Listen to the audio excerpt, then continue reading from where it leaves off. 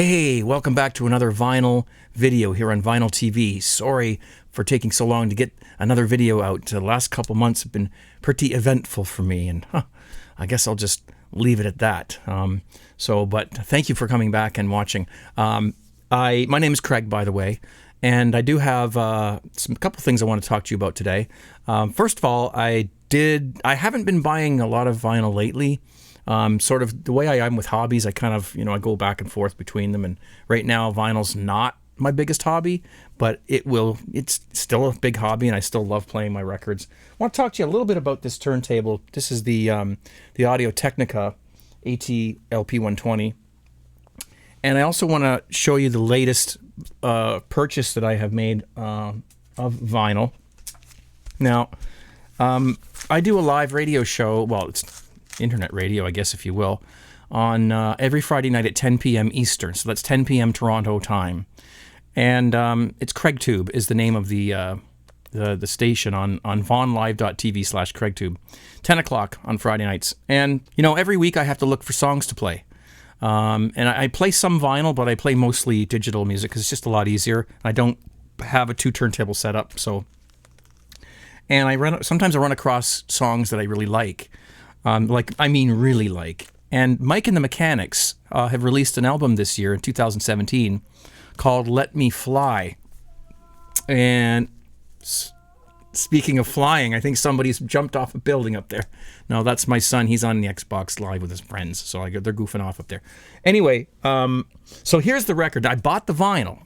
Luckily, they have it available. I took this off of Amazon. And it wasn't that cheap. It was $40-something. But hey, what a great pressing this is. So Mike and the Mechanics, Let Me Fly. There's a couple of songs on here that are really, really nice. I'm probably going to do a needle drop eventually on them. So stay tuned. I'll put a link down below when that happens. That should be really soon. The one song I really love on here is Wonder. What a melodic piece of ear candy this song is, really. Really, really nice. If you want to look it up on YouTube, please do, or on Spotify or whatever service you use, and give it a listen. It's just a beautiful song.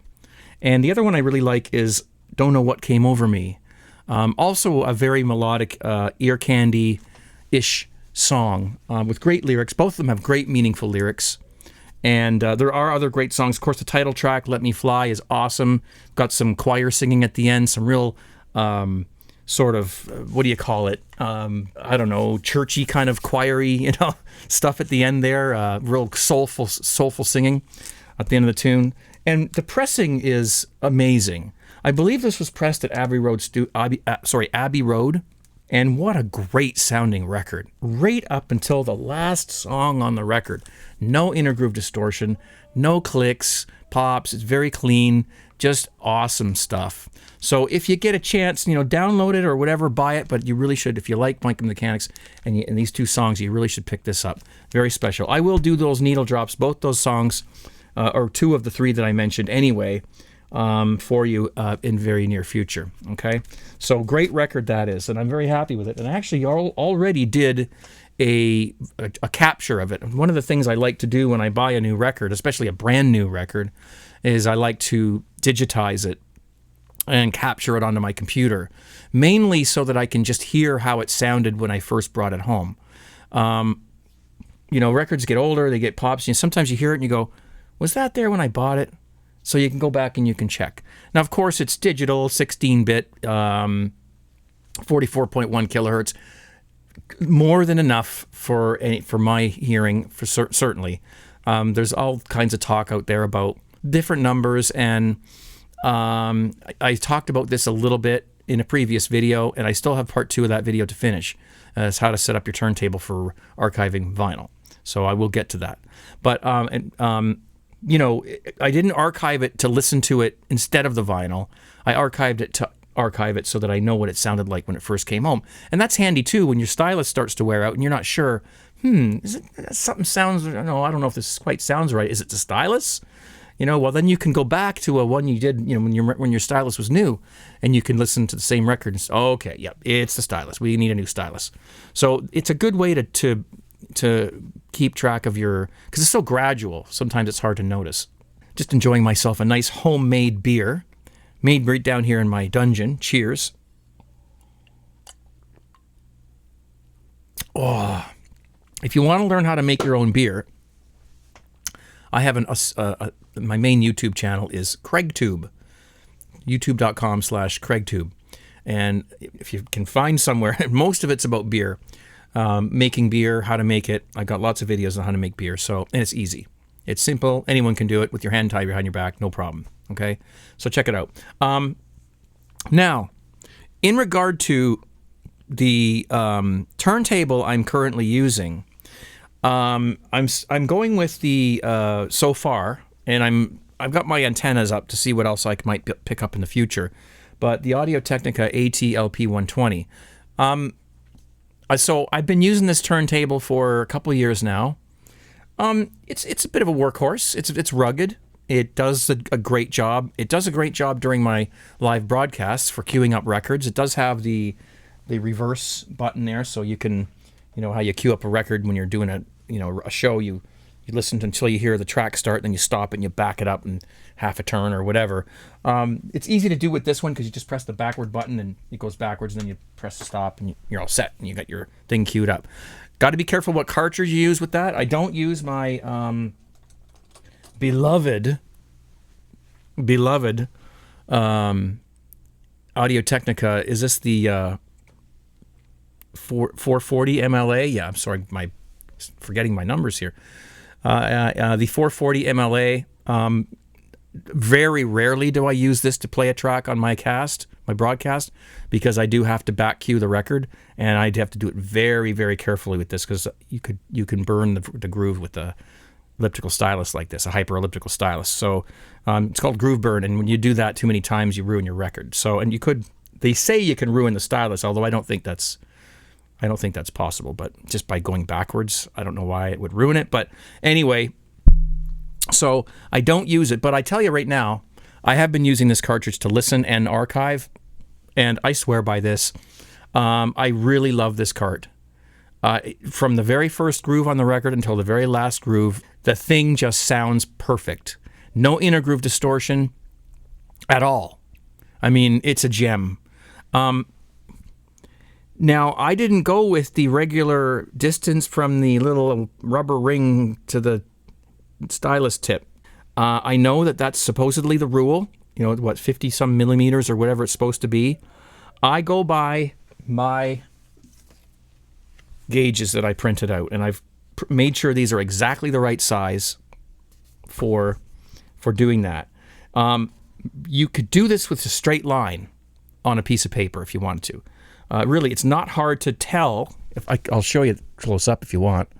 This is one of them anyway. I've got a couple different ones, but it's not difficult to tell whether the cartridge is tracking the groove in a perfectly perpendicular angle. You just draw a line from the center of your turntable out to the edge with a ruler on a piece of paper, and then you put your cartridge, your needle down, your tone arm down, and if the head of the cartridge is straight with that line all the way across, well, you're good to go. What more would you want? That tells me that cartridge is tracking exactly straight on. It's not veering to the left or the right. So I don't do all these millimeter things, because when I did that, I ended up with a cartridge that was looked like it was tracking a little off, according to these gauges and according to the straight line I was using. Now, maybe somebody can chime in the comments and say, whoa, hey, Craig, no, they're supposed to track a little bit off like that. That's what they're made to do. But I highly doubt that. I track my records straight on the groove, as straight as I can get it. And I do that by measuring it with either one of these things, and I have several, or just, a straight line. And this turntable mat here, which came from an old Sony turntable I sometimes use, which I'll talk about in just a second. It has on the bottom of it a little, gauge thing that you can also use. And when I use that, plus the gauges I've got down under here, got, like I said, a few, and a straight line with a ruler, all of them show me that my cartridge is tracking at the perfect straight on the groove. as it's supposed to. So that's me. I mean, that's how I do that. I do it the hard way, and I believe that it's getting me excellent results. Let me just put that back on there now. I also use, I've shown this before, a tracking force gauge. These aren't expensive, and I never use the numbers on the back. I use them for reference only. I always use this when I set up my cartridges. Okay, I have a couple of cartridges that I play around with, but now when I archive my records, here's the thing I wanted to get to, and I didn't want to do this, but I feel like I have to.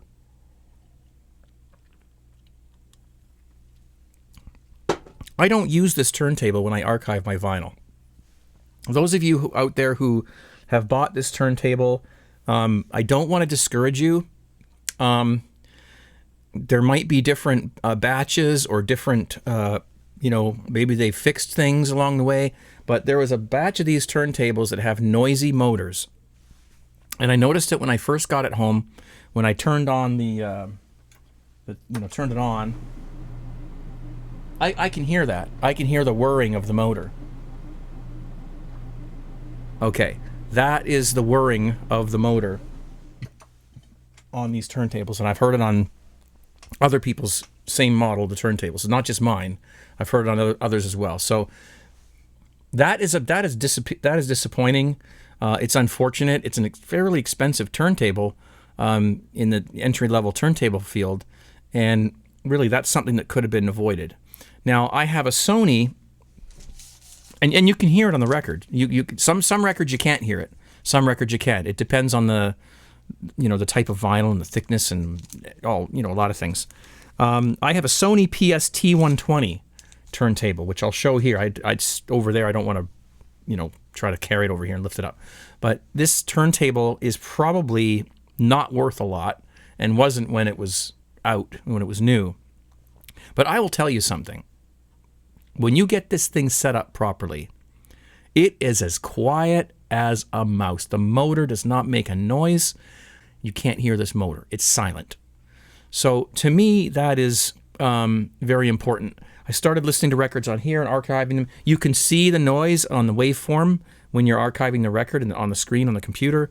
And when I do it with the Sony, flat line. No noise, except, a little noise from the vinyl, of course, which is, always there. So that's what I use when I archive. Now, so it's a PST-20 Sony. Not the best turntable in the world. It's just some plastic. It's got a plastic platen, or deck or whatever you call it. Platen. I think it's from a typewriter, I think. But, when you put this Audio-Technica cartridge on it and you set it up properly and get the tone arm set up properly, I'm not an audiophile. I do appreciate music. I'm a music lover. I'm a musician. I am an audio guy. I have worked in recording studios, and I've recorded my own music as well. So, I am into audio, but not to the extent that where if I remove that table from the room, my stereo is going to sound twice as good. I mean, there's a lot of people out there who are just, I'm not them. I'm not like that.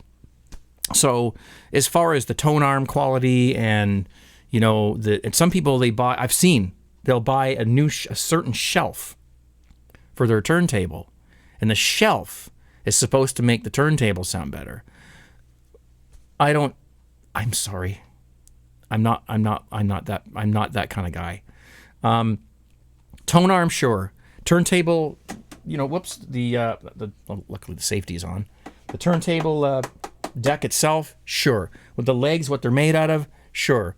If it's level and everything, it's set up properly, yes. But when you're starting to get to a shelf, well, this shelf's going to make your stereo sound better. Not even a turntable. I've seen people talk about, well, you put your amplifier and your preamp and all this on this shelf, and it's going to sound warmer. It's going to sound better. I'm like, I'm sorry, no.